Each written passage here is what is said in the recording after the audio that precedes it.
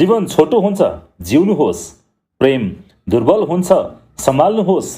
क्रोध खराब हुन्छ, फ्याँक्नुहोस्। डर भयानक हुन्छ, सामना गर्नुहोस्। र सम्झना मिठो हुन्छ, यसलाई सम्झिराख्नुहोस्।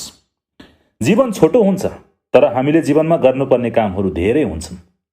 तपाईँले कति जीवन बाँच्नुहुन्छ त्यसले कति पनि फरक पार्दैन र तपाईँले कस्तो जीवन बाँच्नुभयो त्यो महत्त्वपूर्ण हुन्छ। त्यसकारण जीवनको सकेसम्म धेरै फाइदा उठाउने कोसिस गर्नुहोस्। पीडा र निराशा सबैको जीवनमा हुन्छ। आज खुसी हुने मानिसलाई पनि भोलि ठुलो वज्रपात पर्न सक्छ। तपाईँ मात्र एक्लो व्यक्ति होइन जसको जीवनमा निराशा नै निराशा मिलेको छ। तपाईँ जस्ता कैयौँ मानिस छन् जसले ठुला ठुला चोटहरू सहेर पनि जीवन बाँचेका छन्। त्यसैले खुसी हुनुहोस्, आफूमा सन्तुष्ट हुनुहोस्, आशा कम राख्नुहोस्। यति गर्नुभयो भने तपाईँको जीवनमा थोरै भए पनि खुसी